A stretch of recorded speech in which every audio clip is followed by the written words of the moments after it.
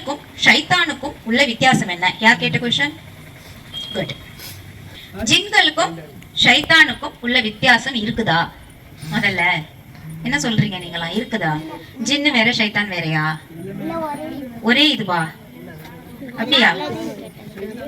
சரி, அது விளக்கலாம். சரியா?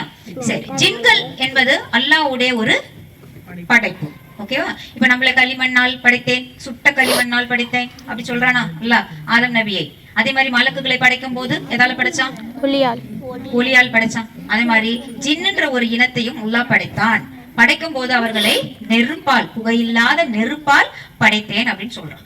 அப்போ அல்லாஹ்வுடைய ஒரு இனம், படைத்த ஒரு இனம் தான் ஜின்கள். ஜின்னுங்கள் யாருன்னா அவங்களுக்கு சிந்திக்கக்கூடிய தன்மையெல்லாம் இருக்கும். மலக்குமார்களுக்கு என்ன இருக்கு? விருப்பம் இருக்கா? ஏதாவது செய்யும் போது அவங்க தான் விருப்பப்பட்டு ஒரு ஃபீலிங், எமோஷன்ஸ் இதெல்லாம் மலக்குமார்களுக்கு கிடையாது.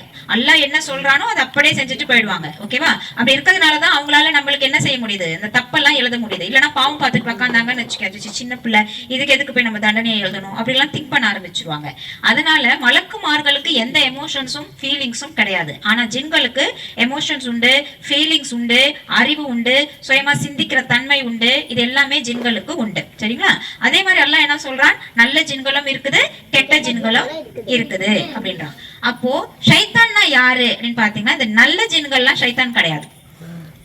ஜின்கள்ல இந்த கெட்ட ஜின்கள் இருக்குதுன்னு சொல்றோம் இல்லையா, நம்ம வழி கெடுக்கக்கூடிய ஜின்கள் இருக்கும் இல்லையா, அந்த கெட்ட ஜின்கள் தான் ஷைத்தான். இந்த ஷைத்தானுக்கெல்லாம் ஒரு தலைவன் இருக்கிறான். யார் அவன்? இப்லீஸ். ஓகேவா?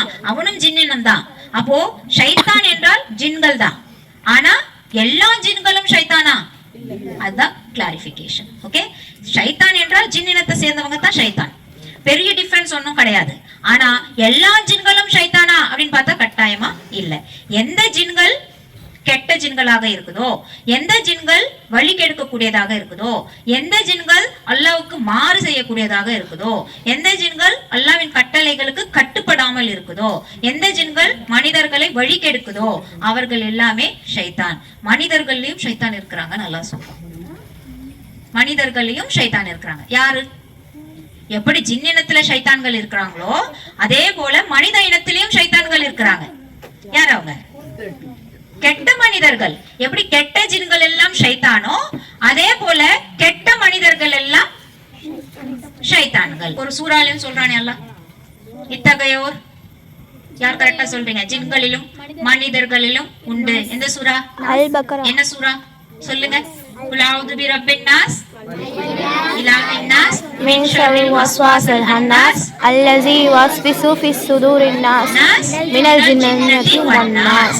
அப்ப மனிதர்களிலும் ஜின்களிலும் உள்ள ஷைத்தானிடமிருந்து பாதுகாப்பு தேடுகிறேன். கரெக்டா வசனம் படிச்சிருக்கோமா? அப்போ மனிதர்களிலும் ஷைத்தான்கள் இருக்கிறாங்க, ஜின் இனத்திலும் ஷைத்தான்கள் இருக்கிறாங்க.